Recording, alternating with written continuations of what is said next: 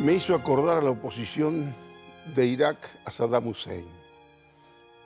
¿Entendés? Tenés razón. Cuando estaban todos y que te parecía que no, que para sacarlo a ese hombre tenían que jugar con estos opositores, y cuando veían cómo eran los opositores, todos peleados entre ellos, Claro. ¿entendés? Que esto me parece que es lo que no toma en cuenta el presidente cuando...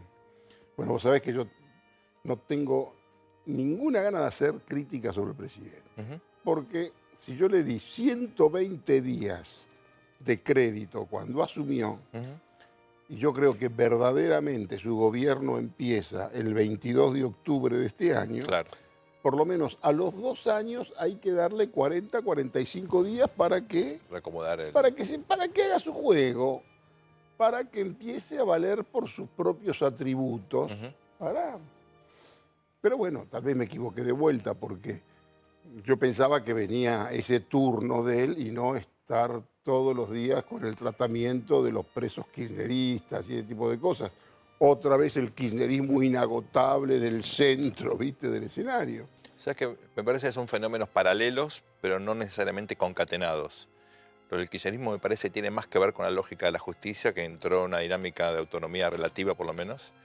Y lo del presidente tiene más que ver con su presentación ahora más sistemática de un programa de gobierno, con el cual, si querés, yo tengo unas diferencias bastante serias, pero tanto en los qué como en los cómo, pero al margen de eso...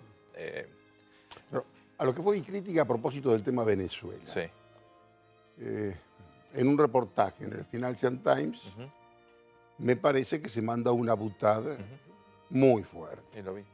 Decir que Trump tiene que embargar y no comprarle petróleo a Venezuela es un exceso, porque ahí vos no penalizás a Maduro. No, ahí penalizás al pueblo venezolano. Al pueblo venezolano, ¿no es cierto?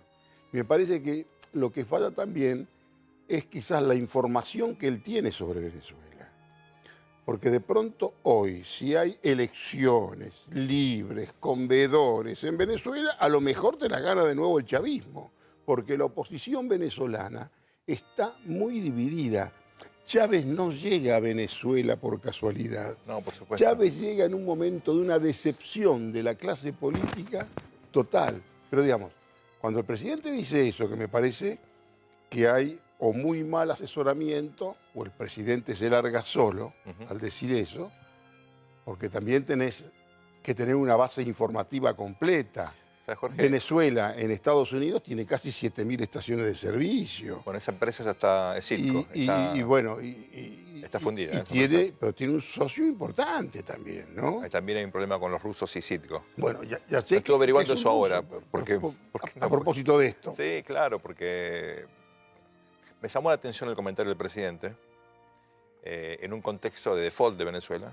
Venezuela no cumplió con los compromisos de la deuda. Hay siempre 30 días entre el default, digamos, real hasta que se declara formalmente. Tampoco le pagó al Banco Interamericano de Desarrollo. Como vos sabés, es raro que los países no le paguen a los organismos, defaultean selectivamente. Esto hace suponer que la situación de reservas es realmente más que alarmante. Y se agrega otro elemento, si querés, crítico, que tiene que ver con el liderazgo de Maduro. Porque cuando vos ahí hablas, el chavismo podría ganar, yo no lo descarto por la fragmentación de la oposición, y ahora vamos a referirnos a eso, pero Maduro, su liderazgo está extremadamente ya destruido, sobre todo dentro del propio chavismo. Ahí las divisiones son muy fuertes. Ahí hay un turquito que está pintando mucho. Hay un árabe. Ah, ¿sí? Sí. Yo no me acuerdo cómo se llama, que es el que está, tiene buena información. Que pisa bastante fuerte. Hay que cuidarse de los turcos, ¿no? Ahí, la verdad que en la oposición, hablé con la gente de Leopoldo. Yo tengo una particular obsesión por el tema venezolano hace tiempo, y trato de ver distintas fuentes, ¿no? Tengo un amigo que trabaja también con... Yo he conocido a Carlos Andrés Pérez, hermano. Sigo el tema de Venezuela hace tiempo, en la UNESCO. Vino, en realidad la diferencia... ¿Cómo era Carlos Andrés? Brillante. Era un dirigente político, era un estadista, de los últimos estadistas que hubo en América Latina. Claro. Tuve la suerte de conocerlo en París, por supuesto que después conocí también lo vi a Caldera. Estaba grande, ¿no? Ya estaba grande en otro. La segunda presidencia de Luis Caldera. no lo vi, pero más o menos conozco bastante el tema venezolano y conozco los elementos de su unión. Claro. Yo me acuerdo una vez que entro a Venezuela cuando Chávez estaba preso y bueno, y la gente, toda la capa media, seguramente los que hoy protestan, tenían remeras que decían enchávate. Claro. Pero todo eso era por la caída de la clase política, por negocios, por esa libanización casi conceptual que tienen, ¿no es cierto? Razón por la cual ahí te diría, yo me metería en el tema Venezuela y sobre todo cuando vos sos un presidente, un país como la Argentina, y vos querés más o menos tallar Claro. en el ambiente de los presidentes, tenés un poco de cuidado, ¿viste? Porque a lo mejor va a parecer, sino que el que te inspira la diplomacia es Luis Juez. ¿Entendés? Que de pronto, Esa fue una bautada, ¿eh? Lo de Juez. bueno, que de pronto vos tenés una escuela florentina, tenés la escuela veneciana y podés tener la escuela Juez. ¿Me entendés? Que eso, la verdad, ojo, me cae simpaticísimo. Juez, por supuesto, que es una cuestión simplemente de matices. Lo que pudo haber dicho entre amigos, tomando un fernet, en un vestuario, te lo dice y de pronto es una cuestión de dimensiones. Por supuesto. Y ahí ya cuando vos decís una cosa de esas, descontextualizada. ya no tenés salvación, ¿no es cierto? Ahora, la cuestión de la pena que sugiere el presidente pone a Venezuela a la misma altura, por ejemplo, de Irán, ¿no? Que sufrió sanciones, u otros países. También tenés que conocer Corea la del interna Norte. de Irán. No, por supuesto. Si no estás complicado, ¿viste? Porque ¿Sabes vos qué? agarrás, diabolizás No, que tengo tres preguntas. Bueno, te hago la primera, ¿no? lo de Irán y Arabia ¿Y Arabia Saudita. Saudita? Hoy, en realidad el tema es Yemen. Es Yemen. El tema El es el misil ese. Yemen, claro. ¿Cómo Eso ves está un eso? poquito más delicado, Por ese eso tema. ahí te quería preguntar de eso, porque primero lo de la interna saudí no es menor, cayeron figuras muy significativas. Ahí mis amigos... Y el tema también tiene que ver en el Líbano, Claro, con donde la se remoción va del primer ministro. Hariri, porque ahí Esa es la segunda pregunta. diría la doctora, todo tiene que ver con Claro, todo. es un sistema, Ahí vos ¿no? tenés el Hezbollah, Claro, Chita, aliado de Irán, claro. en ese lugar. Y Líbano, en gran parte, con la mejor relación, si vos querés, con Arabia Saudita. Seguro. Arabia Saudita es Estados Unidos. Claro. Estados Unidos, hasta Trump, tenía una excelente relación también con Irán. Claro. Ahora la cosa está un poquito más en la búsqueda. Y el problema es Yemen, que es uno de los países más miserables, que no tiene petróleo. pobreza. Por Sí, supuesto, sí. por supuesto. Cuando fue la guerra con el tema del Kuwait y demás, había como, qué sé yo, quizás 1 millón de yemenitas que estaban en Arabia Saudita y los mandaron de vuelta Refugiados, a todos. sí, me acuerdo. Yo tengo un gran amigo yemenita, Ajá. claro, fuera personaje de un libro mío, Excelencias de la Nada. Más o menos, bueno, el tema del Yemen, el Yemen es lo más pobre, si vos querés, del mundo árabe. Y ahí hay una pelea, y hay un grupo que son los Houthis o Watis, que juegan más bien para el lado de Irán. Pero ahí tenés ¿Pero son muchos chiitas? ¿No son chiitas? escándalos. Creo que no, pero trabajan como los sirios. Claro. Los sirios alawitas no son, si vos querés, Sin embargo, pero hay, los alawitas hay tienen... infinidad. Bueno, eso, y ahí está hoy. ¿Cómo va a terminar eso? No lo sé. Salió un misil que, bueno, y Arabia Saudita también tiene su fuerza. Y tiene también Obviamente. mucho poder económico para contratar guerreros profesionales, que hay muchos en la región también. Bueno, vos sabés que ambas regiones tienen algo en común, que es el petróleo, y aquí viene, si querés, la incógnita, porque el precio del petróleo en este contexto se disparó y mucho. Hay algunos análisis que ven el futuro del petróleo a fin de año ya casi en $70, que y ya es importante. estaba en 50, es un 40%. Ahí hasta Maduro se pone... No, claro, te iba a decir. Empieza a vigorizarse.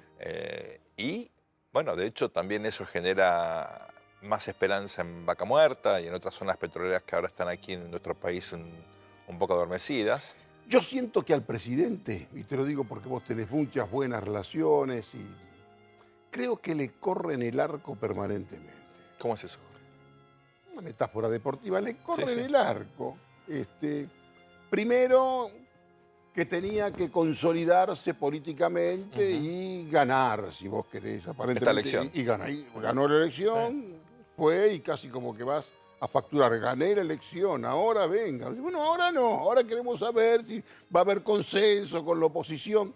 Es que le piden una cantidad de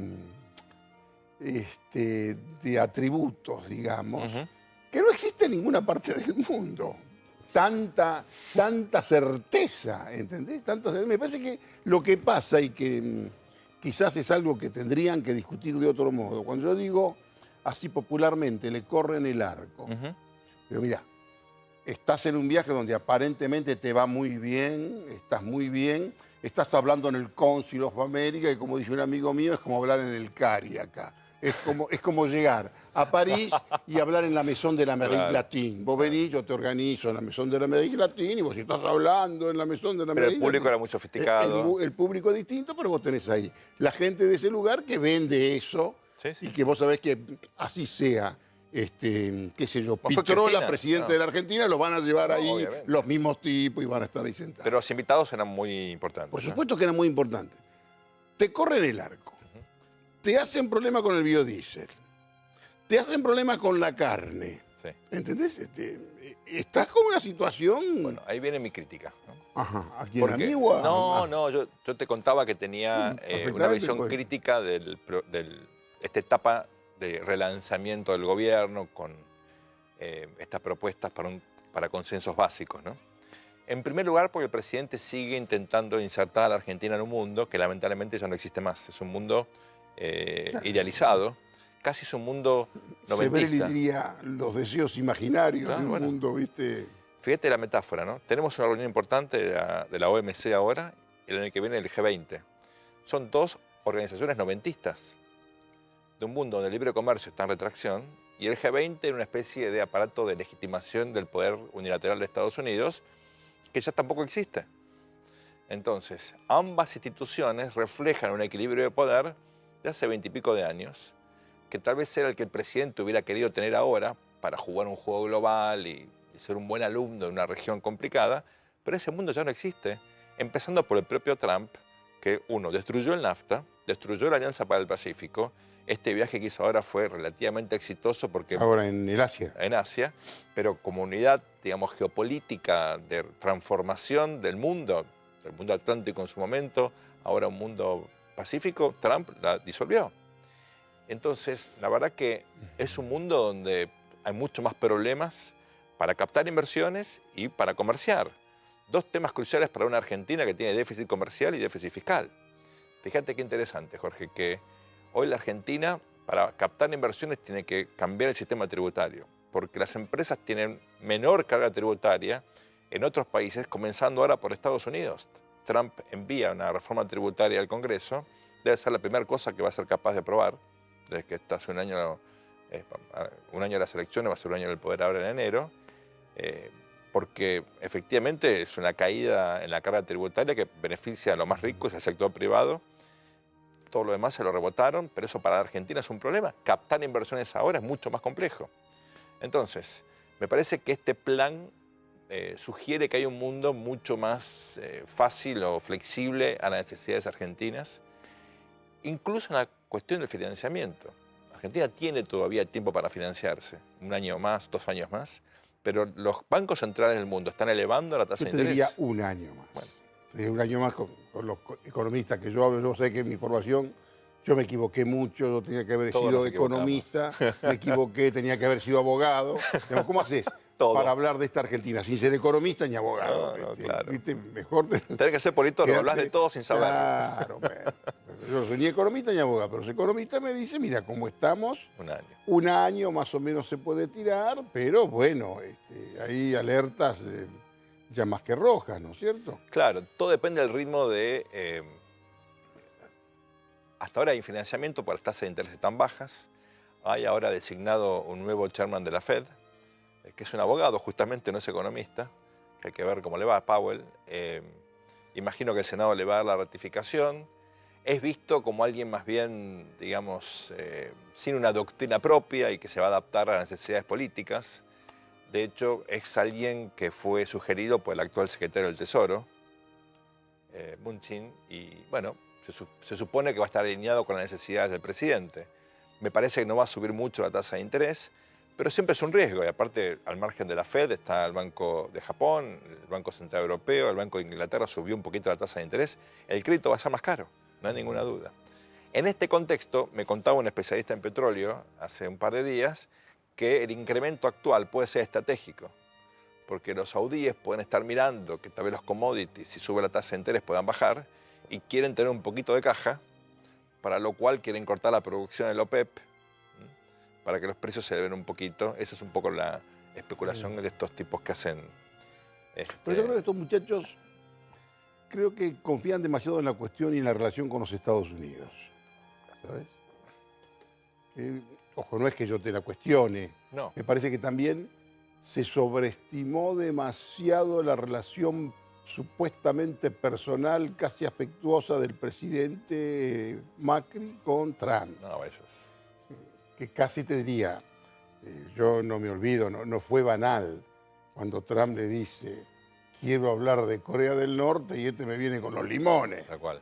Una cuestión también de matices, de escalas lugares, de escalas, de categorías, ¿no es cual. cierto? Ahí más medio como que te pone en un sitio. Digamos. En este viaje, para mí, sinceramente, entre tantas loas que yo vi en toda la producción periodística de la Argentina, me parece que en este viaje no le fue bien y coronó con ese comentario para mí, si vos querés, desafortunado. Ahora, hoy tiene todo a su favor. Hoy el país entero espera su palabra, su determinación, el avance de sus reformas, ¿entendés? Y lo que es la oposición hoy, que nosotros hablemos de la oposición, del peronismo, es casi te diría como que nos pongamos a hablar de la tercera de los Andes. Ojo con los Andes, que es Bueno, mi segundo equipo. de los Andes, de un tema porque hoy son todas cosas que están, si vos querés, en formación. Sí. Hablar hoy de la oposición tenemos que hablar de los presidiarios preventivos, como yo hablo. No. Y hablamos de la literatura de Julio De Vido, que es una literatura innovadora, que yo creo que rescata lo mejor de la literatura del compromiso y de qué sé yo, del Yacuz de Emile Solá. ¿Entendés? Hablemos de eso, que es muy interesante, ¿no? Porque es un mundo donde las cartas... El género epistolar. Bueno, el género epistolar se ha perdido en el contexto de los 140 caracteres, ahora 280, o digamos, de las redes sociales, escribir cartas. Es como una cosa un poco romántica, ¿no? Cosa un poco romántica, pero hay gente bastante inquieta con esas cartas. ¿Cuántas cartas pensás que...? Mira, según, yo creo que ya salieron 3. Por olfato te digo que me parece que sale una cuarta, y si sale una cuarta y alguien que más o menos conoce cómo funciona el periodismo argentino, saldrá mañana para que todo el domingo se hable, se hable de eso. Esto es así, ¿entendés? ¿Hay alguna relación entre carta abierta y estas cartas encerradas? No, creo que no. Esto, digamos, es un hombre que se siente solo, relativamente abandonado, casi traicionado, y se pone a pasar factura, ¿entendés? Cuando vos tenés... ¿Está amenazando o está...? Mirá... Hay matices de... ¿no? Vos tenés que ver las 3 cartas. La primera es casi, te diría, una especie de declaración de principio, marca su lealtad. Así es. Es una manera de decirte, mi lealtad fue con Néstor Kirchner, no con otro, ¿no es cierto? La segunda ya avanza un poco más con el tema de las manos en el fuego y, digamos, ahí sí el Yacuz de muchachos no me bancaron, claro, del tercero. Tal cual. ¿Entendés? Porque, ¿qué es lo que dice si vos ves el texto de De Vido? De Vido dice, no solamente no bajaron a evitar el desafuero. Evitar el desafuero era generar la detención, claro, porque lo que se pedía era el desafuero y la detención. Exacto. Por carácter transitivo, casi avalar el desafuero era mandarlo en cana. Exactamente. Que en el peronismo eso, ahora se avivó Pichetto, y Pichetto anuncia que va a ir a visitarlo a Debido.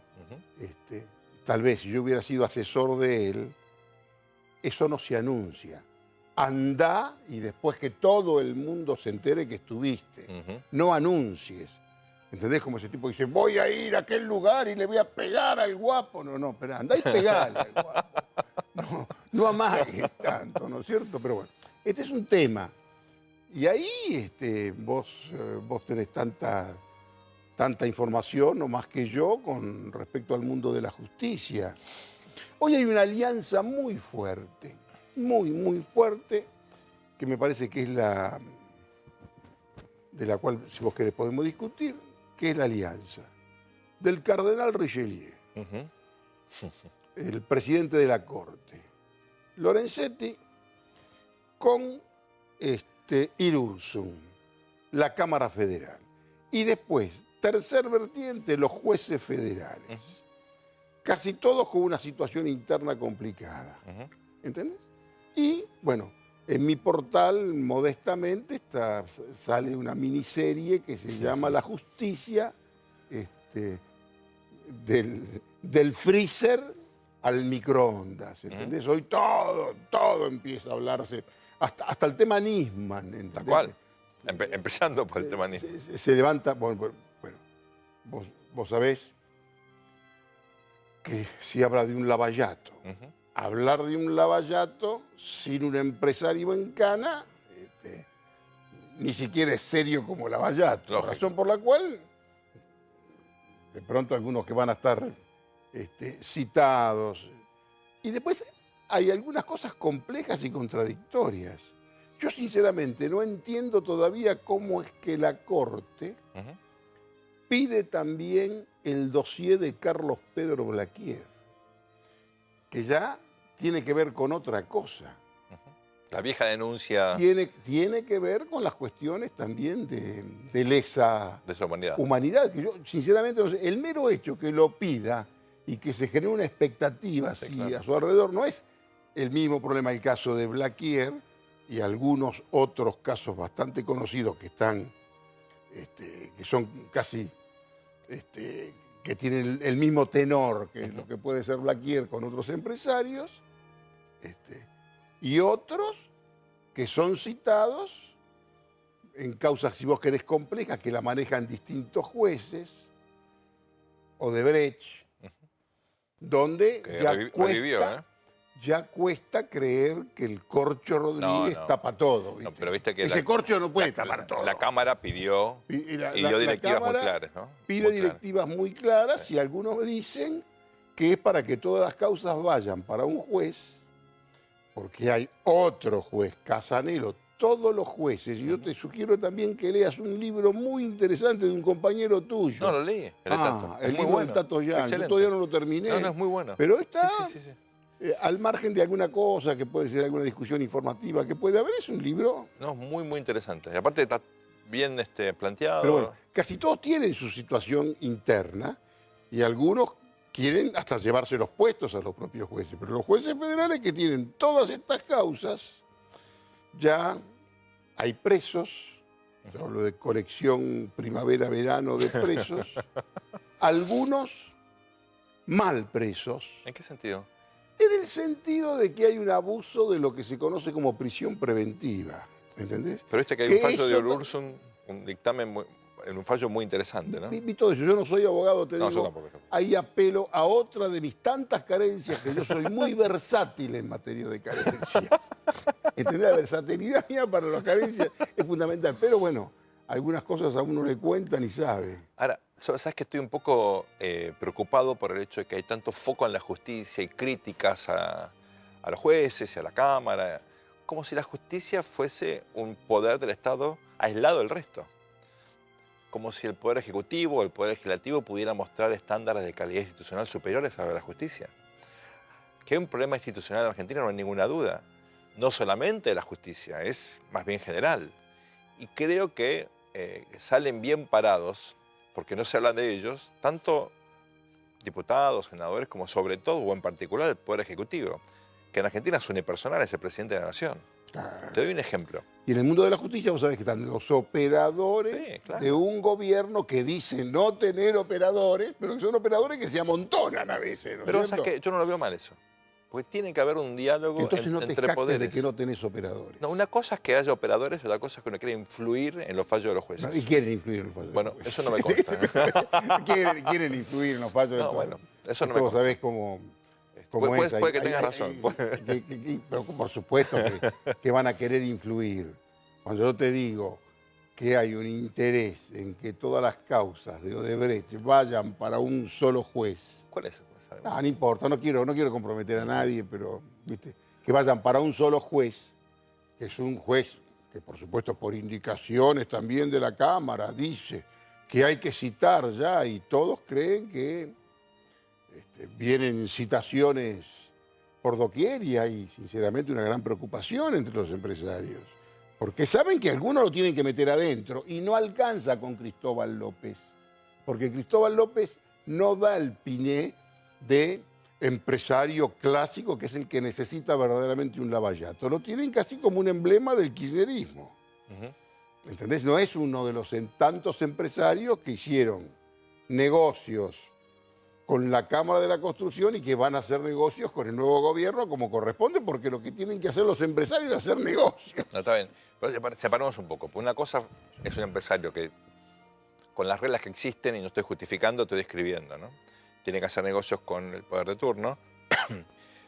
Y otra cosa muy distinta, cuando estás maniobras de evasión, de fraude tributario groseras, como retener impuestos a los combustibles, no pagar el AFIP, y con eso financiarte expansiones, comprar de bancos, comprar de medios de comunicación. Eso es fraudulento, es una situación inentendible. Más las prácticas estas de la AFIP de esa época, de darle financiamiento y moratorias. Tengo la lista de todas las empresas que tuvieron el famoso artículo ajustaron al artículo 32. Solamente por piedad no te leo lógico. todos, porque están todos. Pero una cosa es una empresa que tuvo dificultades, por ejemplo, para pagar cargas sociales, para pagar... que uno entiende en situaciones canales de televisión, sí, yo entiendo. intendencias, capitales de provincia, pero emisoras de radio, tener un impuesto a los constructoras. combustibles. Vos sabés que el combustible, como pasa en muchos países, al margen del costo, tiene un montón en el precio final de componentes impositivos. No es plata tuya. Entonces, ¿cómo una expansión tan rápida con un empresario que no tenía financiamiento internacional, no había un esquema de financiamiento interno, no era una empresa que cotizaba en la bolsa? ¿Lo conoces a Cristóbal López? ¿Sabes que lo vi una sola vez en Idea? Creo que en el año 2008, donde él intentó ser parte de establishment sin mucho éxito, pero nunca tuvo oportunidad de charlar, excepto ahí en la barra. No sé, mira, si lo conocían en el 2010, el establishment le hacía la reverencia. ¿En serio? Uno conoce el establecimiento, Sí. no tuvo mayores problemas, ¿no es cierto? Es un muchacho que todo lo unifican con Lázaro Báez. No, es diferente. Él tenía empresa antes. Distintas. Lázaro Lázaro Báez se hace empresario después de la caída de Gotti. Claro. Cae Gotti, lo inventan a él, alguien tenía Austral, lo hacen a él. Y bueno, y eso hizo. Si vos hablabas con López, una de las cosas que más le preocupaba a López es que el interlocutor creyera que él era como Lázaro. Quería diferenciarse de Lázaro. Él era empresario antes de Claro, Kirchner. De pronto, pudo haber tenido su primer $1.000.000 antes de Kirchner. Okay. La llegada de Kirchner a su vida le cambia la perspectiva, la contabilidad. Ahí viene, si vos querés, un proceso de transformación. Hoy yo te hablo la caída del Imperio Cristóbal, que algunos lo tratan con delectación. A mí lo que me preocupa es la cantidad, bueno, lo que tiene que ver con nuestra profesión, la cantidad de comunicadores que estén medio agarrados, ¿entendés?, del micrófono, y me parece que ahí tiene que haber empresarios e incluso apelo a responsables hasta de esta estructura maravillosa como para que se atrevan a ver si pueden salvar un poco todos esos medios, que son medios importantes. Está muy mal llevado el negocio. Conozco un empresario de afuera que miró eso en algún momento, el año pasado, cuando esto no estaba tan mal, y la verdad que salió Lo de rajando, Rosner no funcionó. No, bueno, pero era poco serio. Lo de Terranova primero... Eso lo vetó el gobierno, ¿eh? No lo sé. Sí, Me dicen. Después te cuento bien. No, está bien. Sí, lo de Terranova no funcionó. Al último que se le ofrecieron, y esto yo simplemente lo sugerí en una nota, estaban muy entusiasmados en ofrecérselo al poderosísimo Don David. Don David. Don David. El mexicano Don David. No te puedo creer. Y creo que el mexicano, cuando yo tengo esa punta informativa, quiero averiguar, inmediatamente me dicen, no, me descartan, no, pero al día siguiente me dicen, pero lo ofrecieron. Digamos, algún sondeo con Don David. No tiene medios, Martínez, ¿eh? Don David, lo que pasa es que tiene de socio, creo que a lo mejor vos, yo, tal vez somos socios de él, porque la cantidad de socios importantes que tiene es uno de los dueños de la Argentina, es socio del emperador Héctor I Mañeto, socio importante y tiene muchas... Conozco parte de su equipo de analistas, por supuesto que... Bueno, al último que le ofrecieron, el Imperio Cristóbal, y según mi información, creo que la va a pasar mal porque no le autorizan. No, aparte del banco ya lo... No autorizan la venta. El Banco Finansur quedó fuera, quedó suspendido también. Y me parece que lo quieren doblar. Entonces, lo quieren... Así como de pronto en esta cosa tan banal, tan grosera, nosotros podemos hacer un fixture por quién van. Yo no tengo ningún problema, lo escribo. Sí. Que van por Cristóbal, van por Echegaray. Bueno, de hecho, Laura Alonso se presentó como querellante y le pidió al juez que lo detenga, ¿no? Me parece que, te hace falta un poco más con Ricardo Echegaray. ¿Entendés? Que te falta más. Yo no conozco todos los temas, pero las cosas que le reclaman. Por Chicone pidió Laura Alonso, ¿eh? Por eso. Por Chicone, pero por Chicone creo que si vos eras interventor no tenías otra alternativa porque las presiones que había para dárselo y era, bueno, creo que lo dio, había un tipo que, esto yo lo escribí en su momento, Forcieri, que andaba casi todas las semanas pidiendo con la carpetita, ¿no? Que sacaran eso. Vos sabés que Chicone fue un negocio inicial de Néstor. Así es. Como Néstor muere, queda a mano de vudú. Que intentaron y que Néstor en su primer momento lo quiso hacer muy bien. ¿Ah, sí? Muy bien. Con Don David también. Con Fintech. Casi todo se hace acá con el padre David. ¿Entendés? Casi todo se busca. Después eso quedó en la nada. Y después queda y el gran problema de Vudú es que lo hace mal, lo hace con sus muchachos. Vos y yo en una tarde podemos hacer 3 o 4 fondos como The Old Fund. ¿Cómo lo llamabas a Vudú? El descuidista. El descuidista. Pero con afecto. En el sentido, te voy a decir una cosa. Yo cuando escribí sobre Vudú, esta sociedad estaba enamorada de Vudú. Claro. Durán Barba decía que era un gran candidato. Fueron 6, 7 meses antes del 54%. Claro. Cuando el tipo tocaba la guitarra, andaba con esas motos. Arde la ciudad. Estaban todos fascinados con... Desde Eve de Bonafini hasta Durán Barba, todos decían que era un tipo. Y yo en ese momento investigaba lo que tenía y me daba cuenta que era medio trucho todo. ¿Entendés? Y cuando escribo la primera nota... Y lo de medio era muy generoso de tu parte.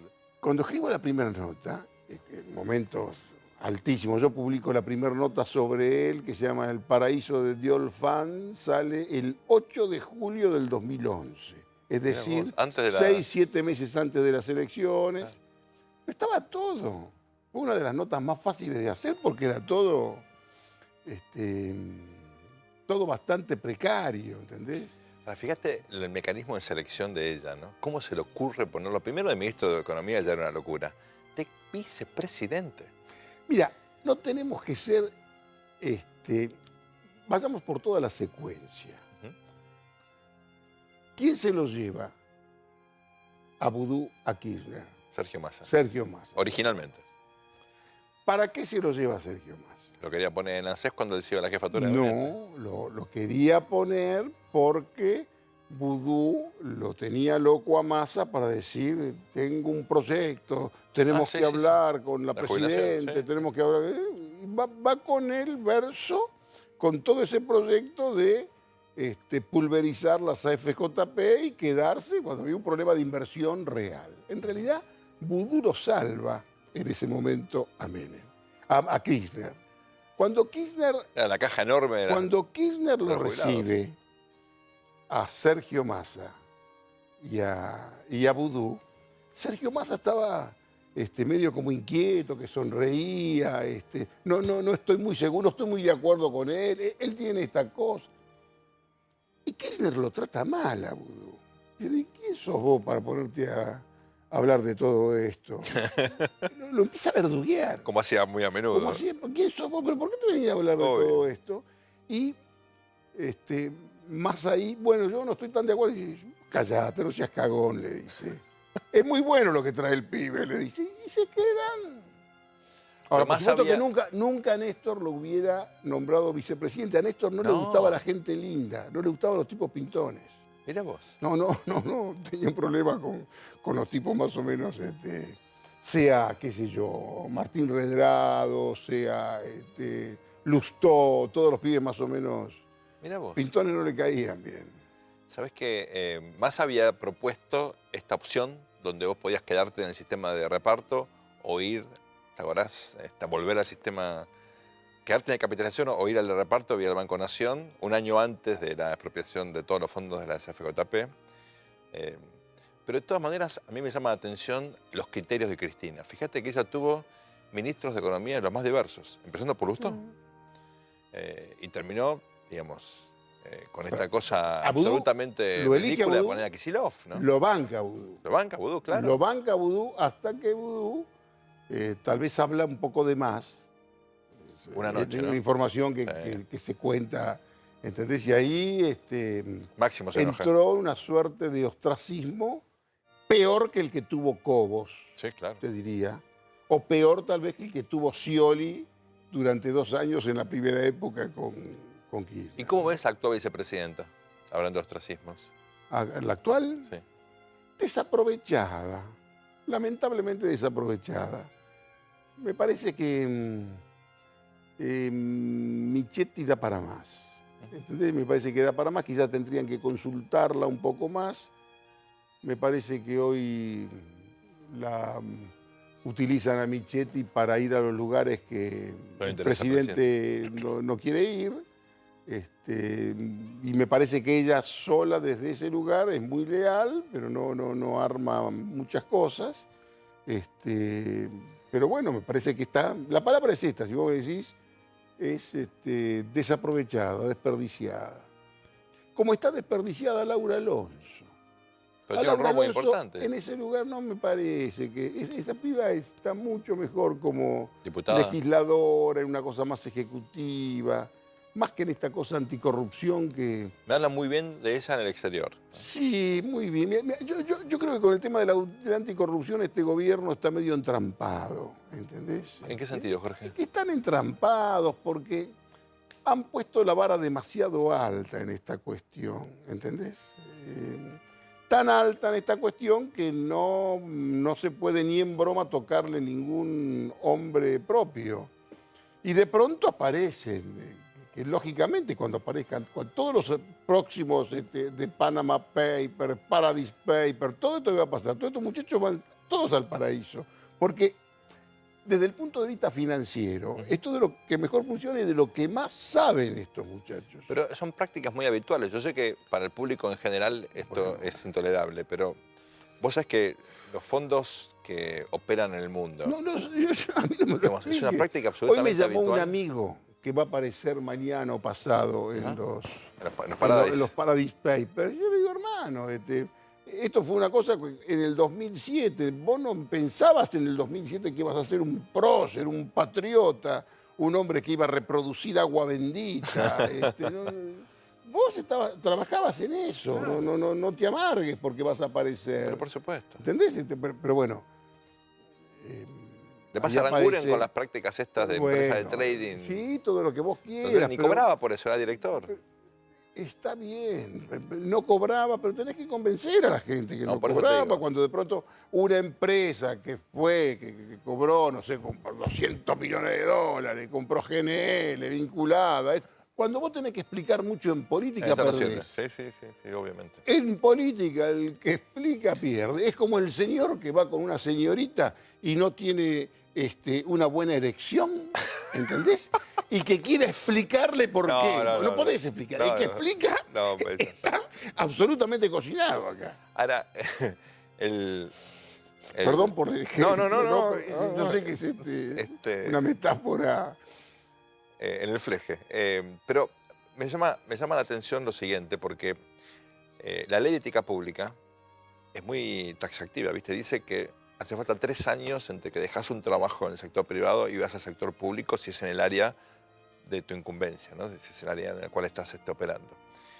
Y yo entiendo que tiene sentido desde el punto de vista de los conflictos de intereses, pero también en la práctica... La práctica política, si quiere que el ministro sea el presidente de la sociedad rural, ¿qué quiere? Va a esperar 3 años, ¿no? Vení. Sentate acá y... Claro.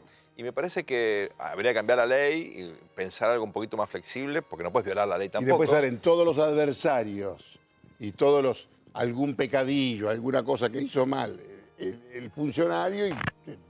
¿Entendés? Cuando ponés la vara tan alta en esa cuestión, es un problema. Es un problema, pero aparte, como es la primera vez que tenés masivamente, en mucho tiempo, gente del sector privado que va al sector público, tuviste en otras épocas, pero no había estos estándares de transparencia que tenemos hoy, con lo cual yo estoy de acuerdo, pero claramente el pasado de alguien en el sector privado con las reglas del juego que tenés que tener, que son, por ejemplo, estas estructuras de planificación tributaria en el exterior y cosas por el estilo. Bueno, los parámetros en el sector público son distintos y la verdad que es una lógica un poco absurda que este funcionario que antes era empresario esté juzgado como si hubiese sido siempre funcionario. ¿Me explico?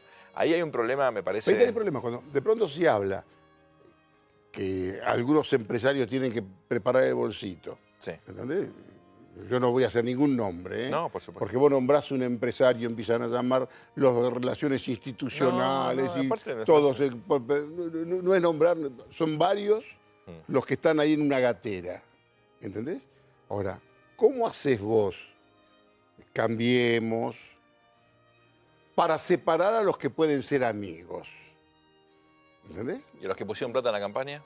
Y de los que pusieron plata, y los que fueron amigos, y los que también trabajaron, y de los que también estuvieron asociados a los condenados. Lógico. ¿Entendés? Ahí me parece que tiene que haber, si vos querés, una cosa un poquito más franca en todo caso. Ahora, este es un momento que estamos en el microondas. Sí, claro. Hoy, descongelando. Hoy todo crepita. ¿Entendés? Ahora, Jorge, necesito usar tu cabeza para terminar mi artículo de perfil. Dale. Ojalá pueda ayudarte. Fortalezas relativas, porque hablábamos antes de la fortaleza del presidente, el derecho que tiene hoy el terreno despejado, pero vos mirá los números, es el 40% del electorado. Sí, hay un miserable 60% que no está con él. Bueno, es una clarísima primera minoría, duplica el voto a la expresidenta. Si sumás todo el peronismo disperso, bueno, también casi duplica a ese volumen, con lo cual indudablemente es el actor político más relevante, el poder siempre se mide en términos relativos, no absolutos, no hay ninguna duda. Ahora es el 40%. Mirá su imagen, la confianza en el consumidor, la confianza en el gobierno, está en 50%. O sea, hay otro miserable 50% que desconfía. Entonces la gran pregunta, efectivamente, es si con estas medidas que lanza el gobierno, que van a tener costos, obviamente, sobre todo en la clase media, fíjate que hay todavía, y yo creo que está bien diseñado, subsidios a los más pobres, a las empresas hay que bajarle la carga tributaria para que inviertan, con lo cual la reducción de subsidios, el pago de mayores impuestos, cae todo en la clase media, que es el electorado del presidente. Es la principal afectada. Bueno, entonces...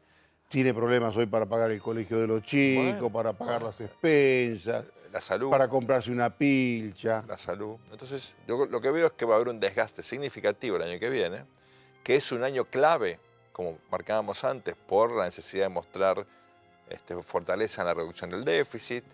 Y la gran pregunta es, ¿quién va a capitalizar ese desgaste? Bueno, tal vez nadie, como pasó con los Kirchner, que cada vez que se debilitaban volvían, curiosamente, porque la oposición no era capaz de capitalizarlo efectivamente. Tal vez el peronismo pueda reorganizarse, no lo sabemos. Hoy no aparece ninguna figura en el horizonte con chance de proyectarse gracias a los errores o al costo político de implementar estas reformas. Lo cierto es que me parece que hay hoy una idea de que la marca Cambiemos es una marca muy fuerte, lo dice Marcos Peña, que yo no lo dudo.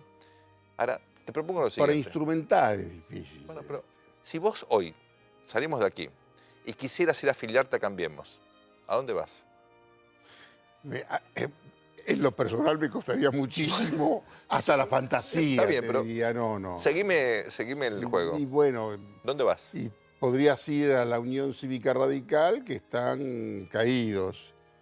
Podrías ir a lo que está aparentemente más fuerte, la coalición cívica, pero la coalición cívica es Carrió. ¿Dónde queda la sede de la coalición cívica?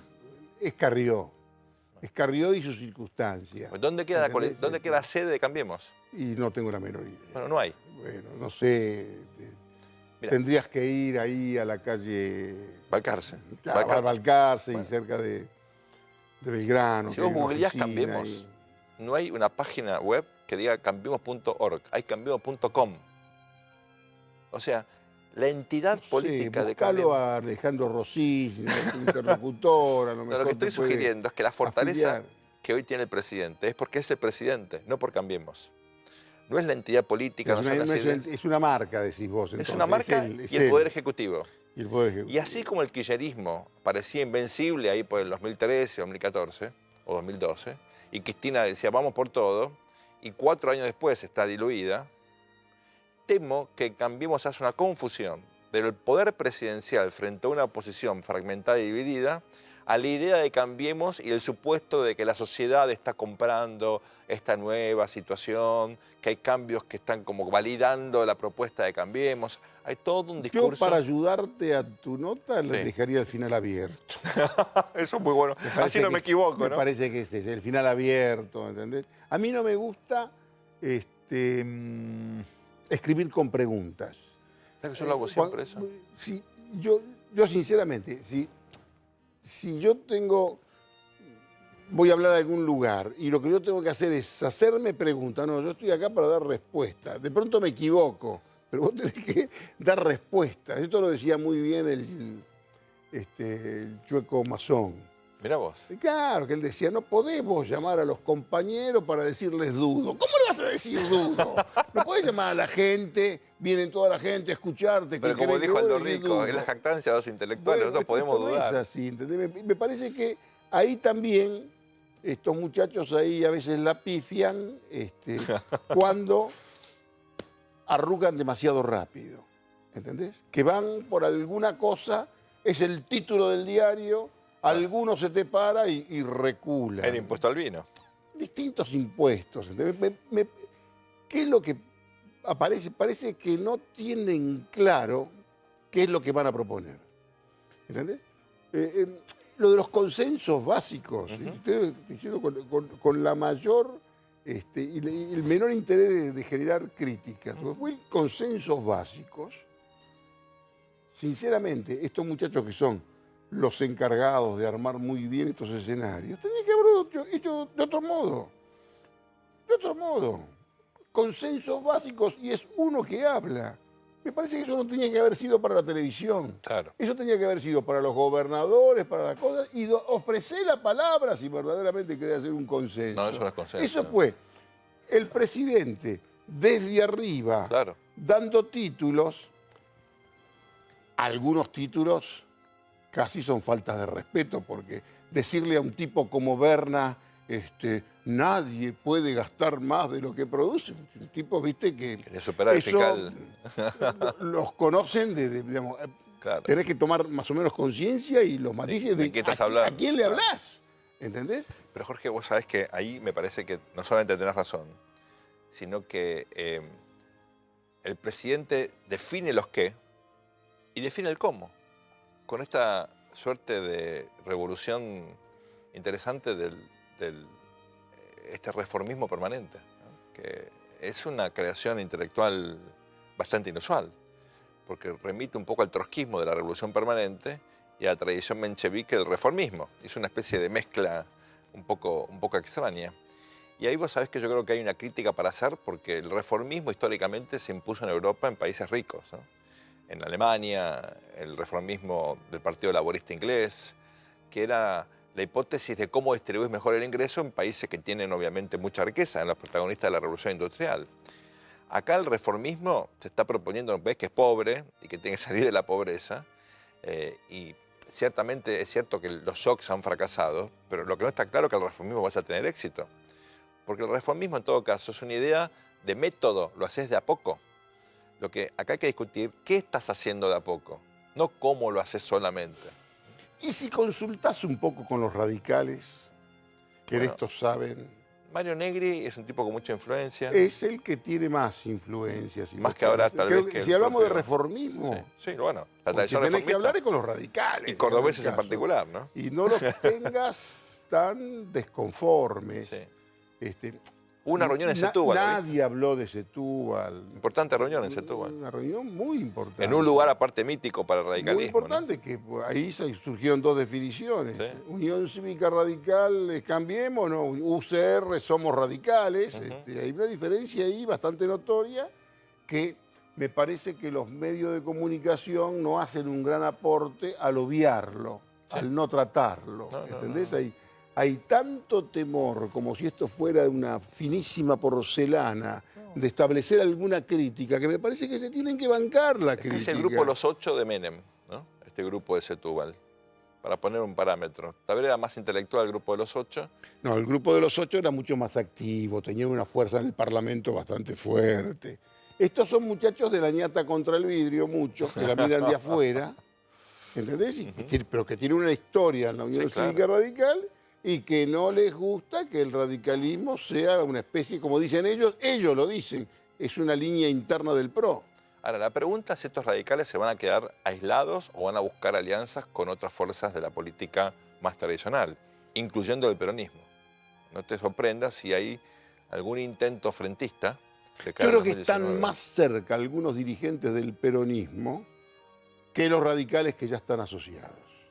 A ver eso. Claro. Un Schiaretti, Claro. un Urtubey, que me parece que se equivocan, que los que están más cerca del presidente son los que pierden en sus distritos. Claro. ¿Entendés? No te olvides que Macri es el ángel exterminador. No es muy fácil. E incluso, esto es para otro tema y no te quiero meter en apuros, muchos exponentes muy importantes del propio Cambiemos, que de pronto pueden entrar en algún litigio con el presidente, es muy difícil